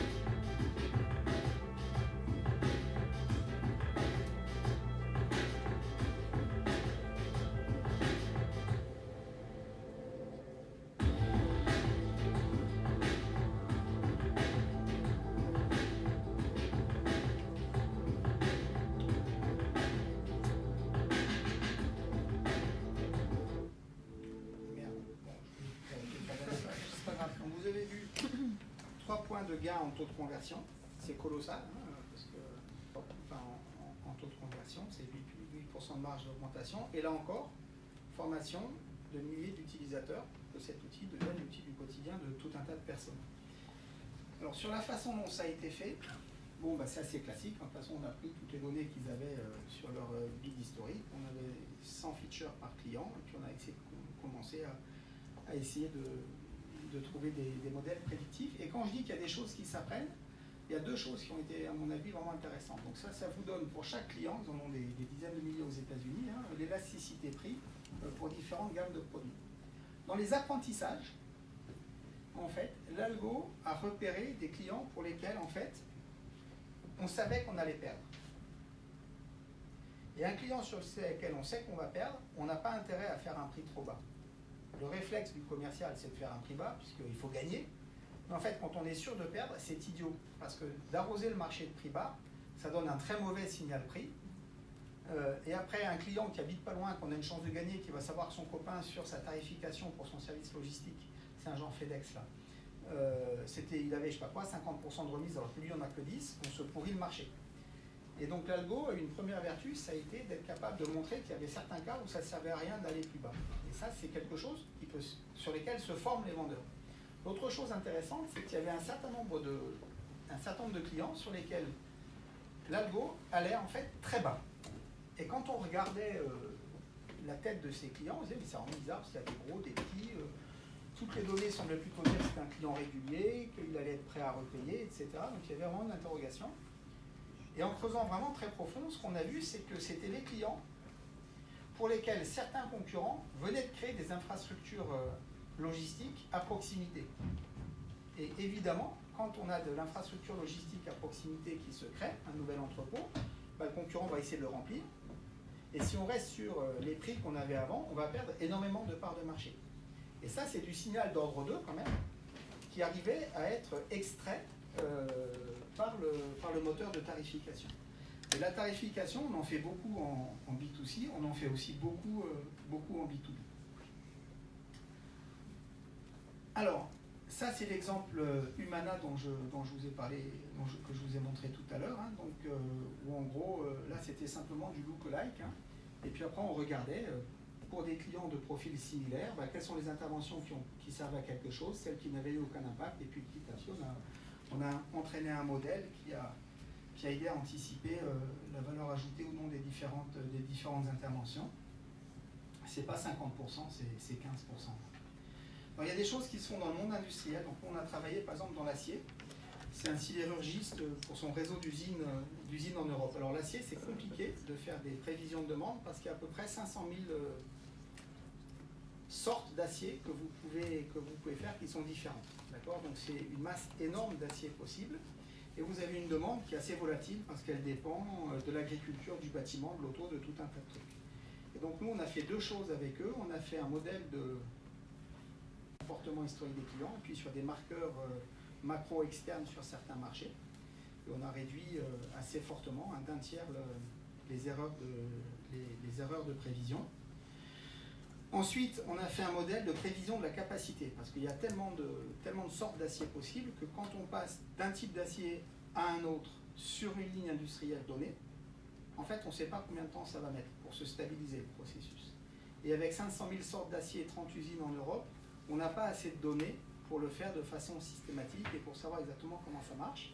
Et là, c'est un cas typique où, en fait, pour faire un modèle, on prend les données disponibles, elles sont insuffisantes, on complète ça d'hypothèses empiriques qui viennent des équipes d'ingénieurs de maintenance des différentes lignes, et c'est en combinant les deux, et on le fait souvent avec des réseaux bayésiens, c'est en combinant les deux qu'on arrive à avoir quelque chose qui puisse être prédictif alors qu'on n'a pas assez de données pour être prédictif. Et ça, c'est un souci qu'on a dans beaucoup de cas d'entreprise. Aujourd'hui, si on veut repérer des lapins roses sur Google, c'est facile, il y a des milliards de données labellisées qui sont disponibles. En entreprise, des données labellisées en quantité suffisante pour faire tourner des gros réseaux neuronaux, c'est difficile. Donc souvent, on combine de l'analyse de données avec de la modélisation. Et après, ce qu'on a fait, c'est qu'ils avaient un gros problème de taux de service. Donc on avait la CAPA, on avait la demande, et on fait pas mal de simulations. Donc on a utilisé des niveaux de simulation pour essayer de voir où est-ce qu'ils en étaient en termes de prise de risque par rapport à leur service. Alors tout ça, évidemment, ça nécessite d'aller chercher des données dans une trentaine d'usines en Europe, hein, de mettre tout ça ensemble dans une base de données et de bâtir toutes les interfaces pour que les gens puissent accéder à tout ça. En termes d'impact, hein, c'est énorme. Il y a à peu près un tiers de réduction des erreurs dans la prévision de demande. Il y a moins de stock, donc ça a libéré à peu près 50 millions en stock. Et en marge, il y a un impact de 120 millions, puisque en gros, ce qu'ils gagnent, eux, c'est que dans leur système ancien, si un petit client pas très rentable passait une commande, ben, l'usine allait réserver la commande pour le client. Et si un gros client rentable arrivait après, qui n'avait plus de place, il était servi plus tard, donc on le perdait. Ou alors on refaisait tout l'ordonnancement industriel, mais là ça donnait une espèce de panique totale et ils perdaient énormément en qualité de service. Et avec ce système, ça permet d'anticiper ce que peuvent être les commandes très stratégiques et d'éviter de se pourrir toute la capacité avec des petites commandes très opportunistes au risque de perdre les clients les plus stratégiques et les plus importants. Dans le monde industriel, il y a beaucoup d'applications de l'IA qui se font aujourd'hui. Dernier exemple sur de la mode. Donc ça, c'est pour un réseau mondial de distribution de mode. Alors là aussi, c'est pas facile comme gamme de produits. Vous avez 20 000 produits et 18 000 sont des nouveaux produits chaque année. Donc, c'est pas facile à prévoir puisque c'est la prévision que sur des nouveaux produits. Et ils ont un système où pour réduire les prix, quand ils font une nouvelle jupe verte, ils vont acheter une seule fois une certaine quantité de jupes vertes, et avec ça, ils feront tous les magasins du monde pour toute la saison. Et ils n'ont pas de possibilité de faire du réassort. Donc il y a un énorme enjeu sur ce réachat, parce que si on commande trop, on est collé, il faut faire à la fin tout un tas de remises, de soldes, etc. Et puis si on ne commande pas assez, on est court. Et donc il y a un enjeu énorme sur la décision prise par les merchandisers de dire, moi, j'en prends tant, et ensuite je les expédie dans tel magasin, parce qu'une fois qu'ils sont dans un magasin, on n'envoie pas un smirmorque chercher un t-shirt violet pour le mettre dans le magasin d'à côté. Donc il y a un énorme enjeu autour de ça. La façon dont on le fait, c'est que traditionnellement, les entreprises, elles font des séries temporelles pour faire ces trucs-là. Donc, ils prennent des proxys, des produits qui ressemblent un petit peu. Ils font une baseline sur la tendance, ils voient la saisonnalité, et puis à partir de ça, avec 3 ou 4 proxys, ils se disent ça ressemble au produit et c'est ça qu'on va acheter. Ce qu'on a fait, c'est toujours pareil. On a pris tous les features sur les produits, le style, le type de tissu, la famille, la couleur, et tout ce qu'on pouvait trouver comme attribut. Et à partir de là, on a mathématisé la contribution de chaque attribut à la demande, et en tenant compte évidemment de toutes les interférences ou les corrélations avec les autres attributs. Et avec ça, on arrive à peu près à réduire de 30% les erreurs de prévision sur la demande globale, et de 45%, c'est ça le plus important, de 45% sur ce qu'ils appellent les misallocations, c'est-à-dire les magasins où j'ai plus rien à vendre alors que je sais que dans un magasin pas très loin il en reste, ou vice-versa, où j'en ai trop.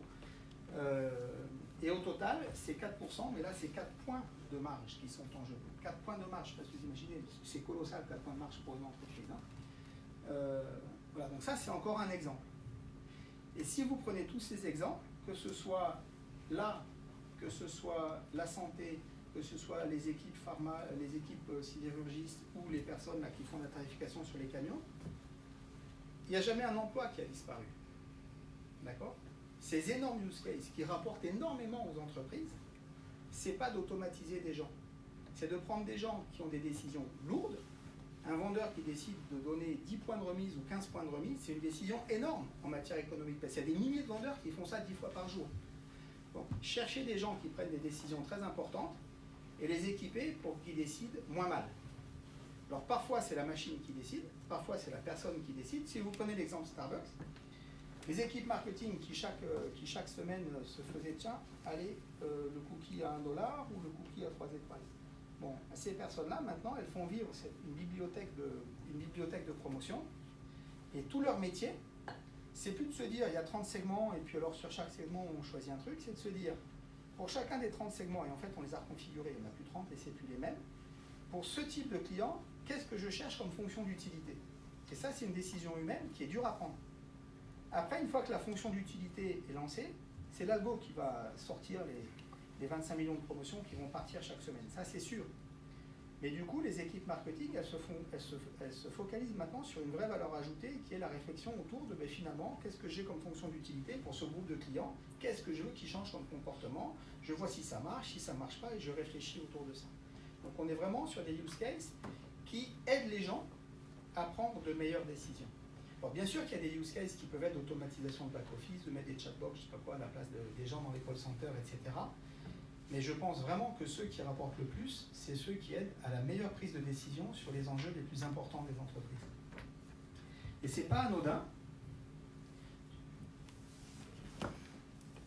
Alors, oui, je vais vous montrer celui-là. Je vais vous dire, c'est pas anodin parce que, en revenant sur les sujets RH, ça change beaucoup le dialogue qu'on peut avoir sur l'IA. Alors, avant de passer à ça, je vais vous montrer quelque chose qu'on vient de faire qui est pas mal. Vous parliez de e-santé, là, sur les traitements de chimiothérapie. Si on arrive à aller au bout.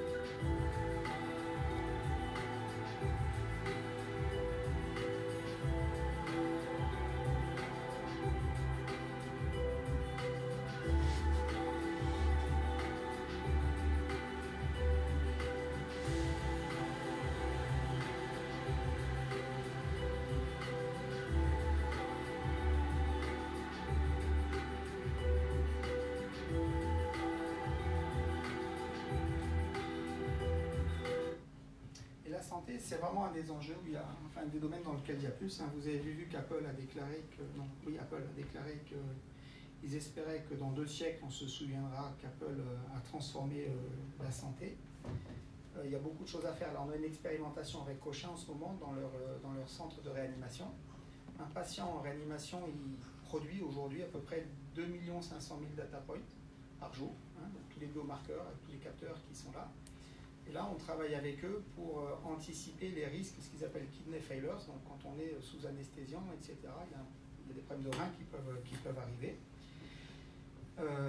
Pour qu'avant que le problème se déclenche, on puisse avoir des alertes auprès des équipes soignantes qui puissent venir baisser les doses de certains produits. Donc la santé, c'est vraiment un sujet sur lequel il se passe énormément de choses. Et si j'étais jeune et data scientist, j'essaierais probablement de travailler dans ce domaine. Mais une petite question, oui. Oui, pardon. S'il vous plaît, par rapport aux données dans le domaine médical, très souvent c'est dur d'accès, non, à cause des... Alors, il y a une réglementation, donc la plupart des entreprises pharmaceutiques, elles ont des clouds qui ont été certifiés. Donc les clouds qu'on utilise pour la santé doivent être certifiés par les autorités de santé du pays parce qu'il y a des problèmes de sécurité d'accès qui sont plus importants que pour d'autres clouds. Donc nous, on a un cloud en France qui est certifié santé, par exemple. Ensuite, la réglementation varie beaucoup sur l'accès aux données santé. Aux États-Unis, elles sont vendues assez largement. Donc, on a des softwares qui sont interfacés déjà sur les grandes bases de données de santé commerciale aux États-Unis. En France, on a le Data Hub qui est en train de se construire. Il y a des données qui sont CNAM qui sont disponibles. Par contre, là, il faut être opérateur certifié. Donc, nous, on est certifié opérateur santé. Donc, nous, on a le droit d'avoir accès à ces données. Il y a tout un tas de règles sur la façon dont elles utilisent, ce qu'on garde, etc. Mais en faisant les choses proprement et en restant dans la légalité, on peut très bien travailler sur des données de santé, à la fois des données d'essais cliniques et des données de ce qu'on appelle real world, qui peuvent être utilisées. Et en France, on a une base de données qui est très riche, parce que ce qu'on a en France qu'ils n'ont pas dans les bases de données américaines, c'est des données longitudinales sur l'entièreté de la vie des personnes. Alors qu'aux États-Unis, ils ont des séquences pour un traitement donné ou un séjour à l'hôpital, mais ils n'ont pas la réconciliation sur la vie complète.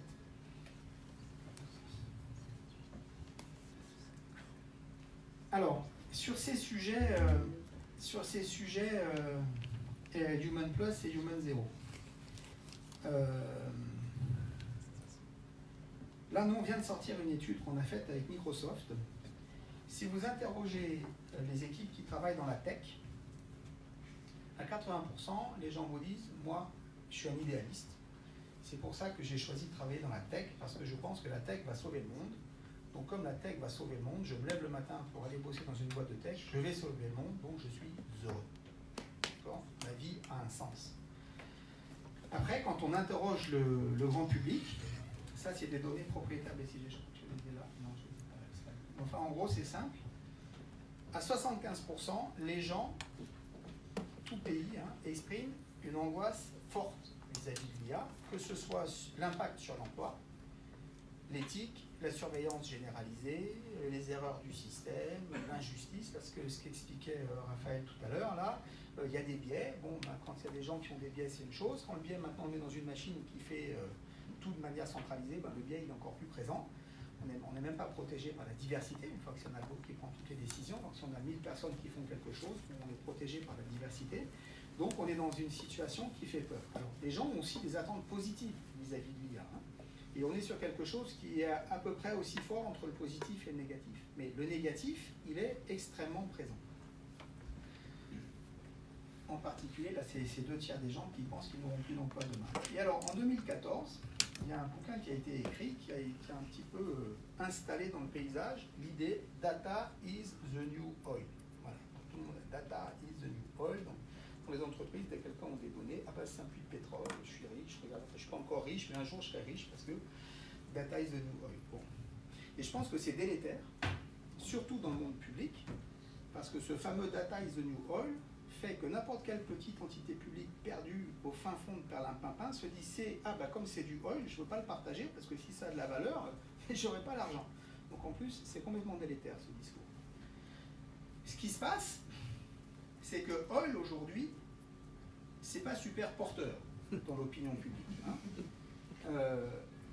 ça, c'était la dernière AG de Total. Et vous avez vu, Total est blacklisté des JO. C'est quand même dingue. Il y a 20 ans, on se dirait Total va être blacklisté des JO en France. Ça paraissait complètement impossible. Et aujourd'hui, moi je dis, l'IA, si on ne fait pas gaffe, ça va vraiment être the new oil. Et on commence à avoir des réactions anti-robots, anti-ceci, anti-cela. Et la lune de miel entre les citoyens et les grands de l'Internet, il y a longtemps qu'elle est terminée, et vis-à-vis de l'IA, elle n'a pas commencé encore. Hein, voilà. Et en fait, aujourd'hui, on est dans une situation où, notamment aux États-Unis, un peu avec le schéma mental Tesla, les équipes techniques, elles sont contentes quand elles arrivent à créer des solutions logicielles qui sont capables de faire ce que faisaient les humains. Il y a eu Siri, c'est génial, il y a eu je sais pas quoi, AlphaGo, il y a eu pas mal de choses. Et on dit, bah voilà, on sait faire comme les hommes, on est aussi fort qu'eux, et finalement, bah, plutôt qu'un joueur d'échecs, je mets un ordi, ça joue mieux, c'est génial.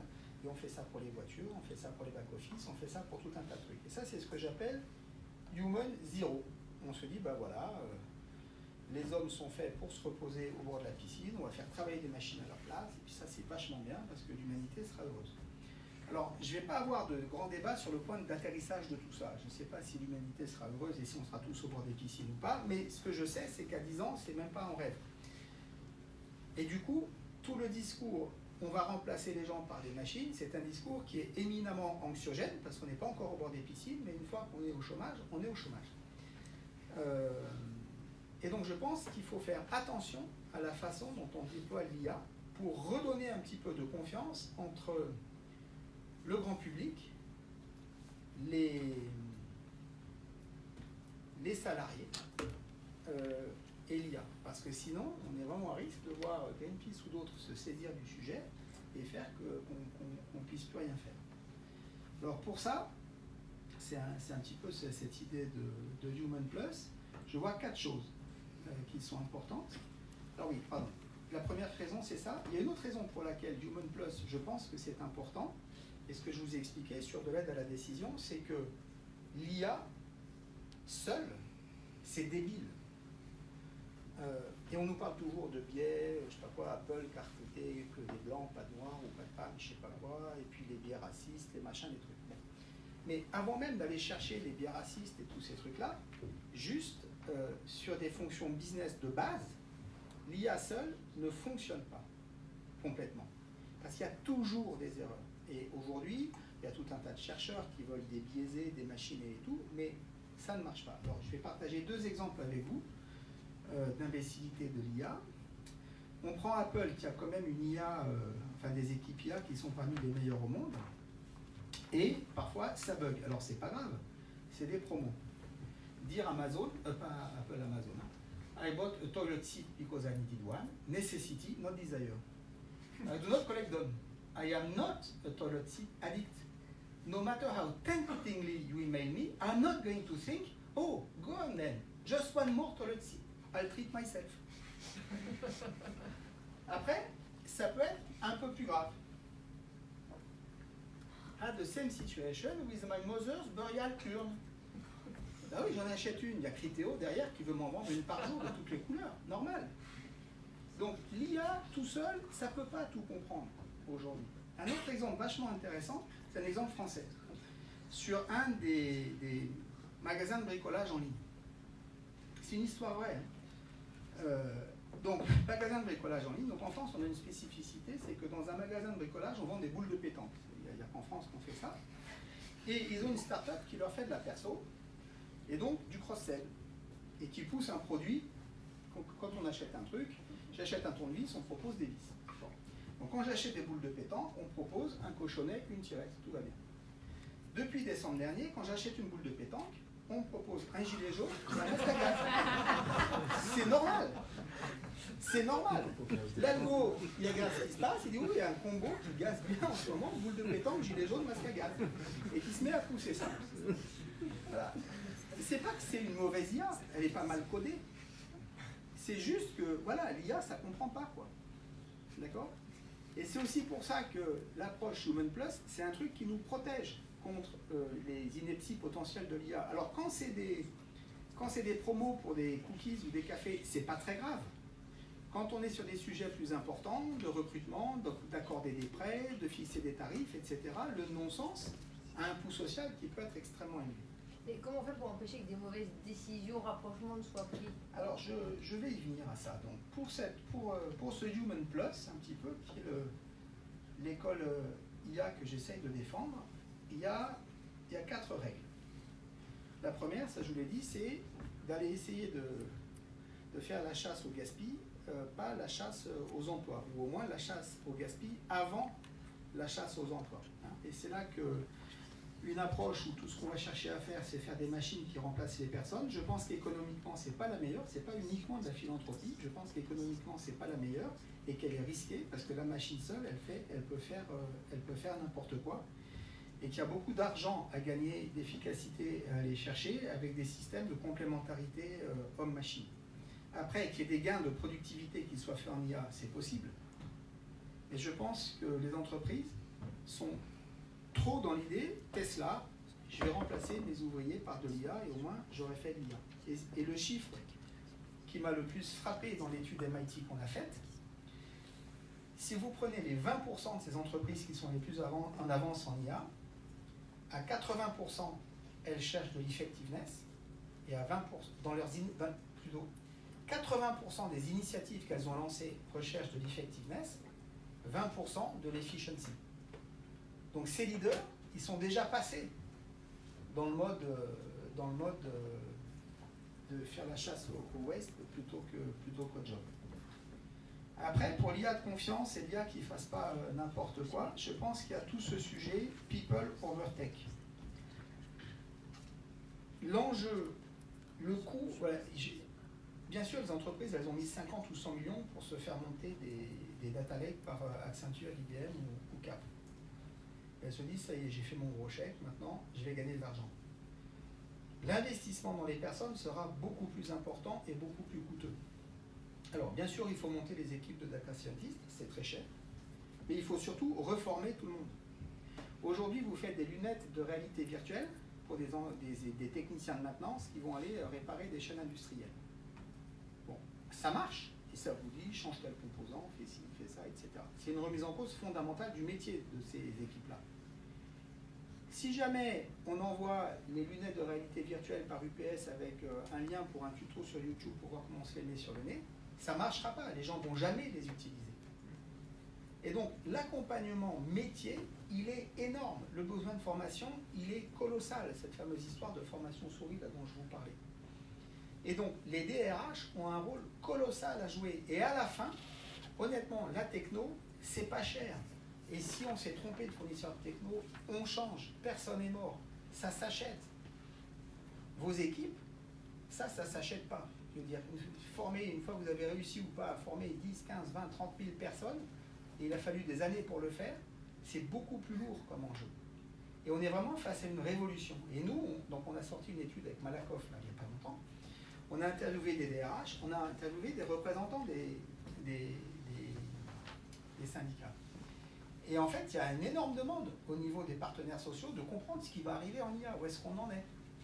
Et si vous faites, alors nous, on a fait le sondage, aujourd'hui on estime qu'il y a à peu près 30% des entreprises ou des business units au sein des entreprises qui ont vraiment présenté une feuille de route IA à leurs employés. Il y en a 70 qui sont dans le bleu complet.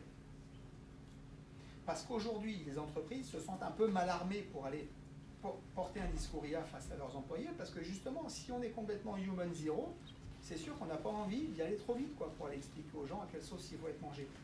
Quand on fait du human plus, on est très content d'aller voir les syndicats et de leur expliquer ce qu'on va faire. Il y a des tas de trucs qu'on peut faire, il y a de la santé au travail, il y a de la sécurité, il y a des tonnes de trucs qu'on peut faire avec l'IA et qui rapportent de l'argent. Et là, moi, je dis, il y a vraiment un truc à faire, et on a beaucoup entendu les DSI, les CIO parler d'IA, etc., dans les comités de direction. Il faut que les DRH s'en mêlent, parce que c'est là qu'il y a une énorme bataille à faire. Et après, au niveau de l'éducation des pays, c'est extrêmement important, que ce soit au secondaire, que ce soit pour les différents métiers, que ce soit dans le supérieur. Je pense qu'il faut vraiment qu'il y ait une formation qui soit faite sur ces sujets. C'est un enjeu extrêmement important. Mais là, d'ailleurs, en France, ça devrait commencer à la rentrée en seconde. Là, bon, ben, c'est déjà bien. Voilà, mais je pense qu'il y a un investissement dans le capital humain qui est énorme. Je vais partager une anecdote pour vous montrer un petit peu les politiques des différents pays. Un jour, moi j'arrive au bureau le matin, il y avait 3 Chinois qui m'attendaient. Je n'avais pas vu que j'avais rendez-vous avec les Chinois. Bon. Enfin, c'était dans mon agenda et tout, donc je m'assois avec eux, ils me sortent des cartes de visite en chinois. Ils parlaient français mieux que moi. Tous. Et ils m'expliquent, voilà, nous sommes les représentants en France de l'Economic Development Board de Singapour. On s'est renseigné sur BCG Gamma, je ne sais pas où ils s'étaient renseignés. Et ils me disent, voilà, donc si vous créez des emplois de data scientist à Singapour, on vous subventionne la moitié du salaire des gens pendant 3 ans.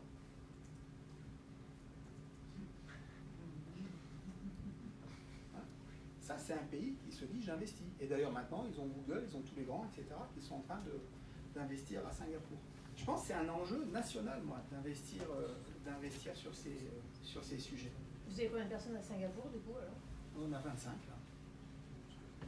Et c'est un contrat sur 5 ans, donc on en aura beaucoup plus. Voilà, donc People over Tech. Après, il y a un autre sujet, alors ça, c'est pour vous, à l'ISEP, là. Il faut être sérieux sur la tech. Et je pense il y a un risque, enfin moi je trouve qu'on est irresponsable sur la façon dont sont déployées les choses en IA. Le code est pourri, fait par des data scientists qui ne savent pas coder, il n'y a pas de test, et on est dans un Far West complet, on dirait les années 70 avec le début du COBOL, là, où on met des trucs, c'est immaintenable, les tests ne sont pas faits, et là je pense qu'il y a urgemment, pour recréer de la conscience avec l'IA, le besoin de donner en termes techno le sérieux que ça doit avoir. Et ça me rappelle un petit peu les places des marchés, là, et les premiers algos quantitatifs de trading qui ont été faits. Il y a des banques qui ont fait faillite, puis après on s'est dit, il faut des fonctions risques pour vraiment s'assurer de ce qu'ils font, il y a des équipes de test des modèles, etc. Alors sur les marchés financiers, les modèles sont testés, ailleurs ils sont testés nulle part. Ou alors ils sont testés par ceux qui les ont faits. Donc moi je pense qu'il y a besoin de mettre en place un cadre par l'entreprise, de qui teste, quelle est ma procédure, comment je m'assure que ce que j'ai fait est bien, etc. Il y a aujourd'hui un petit peu de désinvolture sur la façon dont on traite l'IA, ces sujets IA d'un point de vue techno. Et le dernier sujet, c'est celui que vous abordiez, qui est finalement comment je le fais, qu'il n'y ait pas d'imbécilité qui soit faite. Je pense qu'il y a 2 visions. Il y a toute une vision académique importante qui se dit on va débiaiser les algos, on va faire de l'intelligence artificielle forte, on va faire de l'intelligence contextuelle pour que l'intelligence artificielle arrive à comprendre que, etc. Aujourd'hui, on n'y est pas. Et ce que je pense, c'est qu'il faut avoir conscience qu'un algo va faire, dans certains cas, n'importe quoi, et qu'il faut mettre des protections autour de ça. Ces protections, ça peut être des règles qu'on code dans l'algo, ça peut être des processus autour, etc. Et la première chose, c'est quand je fais un algo, me dire qui peut être victime de ce truc. Starbucks, par exemple, un des trucs qui nous est apparu, c'est qu'on s'est dit, mais si nos promos marchent du feu de Dieu, et qu'on a des gens qui commencent à s'enfiler 10 cookies par jour et qui deviennent obèses, c'est un problème. Ben oui. Il faut caper. Et donc on a mis des caps dans les algos sur la quantité de ce qui pouvait pousser à la même personne, etc. C'est évident, mais si on n'y pense pas, on va créer ce genre de situation. Et discerner sur qui sont les potentielles victimes, c'est très difficile. Et c'est là qu'il faut former des équipes sur des sujets qui sont beaucoup plus des humanités, des équipes techniques, au-delà simplement des compétences techniques. Parce qu'il y a des problèmes qui ne sont pas faciles. On a travaillé avec un assureur, par exemple, pour vendre des services quand on va à l'hôpital. Je vais à l'hôpital, c'est pourri, c'est horrible, etc. Et donc, on peut vendre des services d'accompagnement à l'hôpital. Expliquer aux gens ce qui va leur arriver, c'est déjà très important. Et puis voir sur les choix de chambre, les ceci, les cela. Donc, on a monté un algo.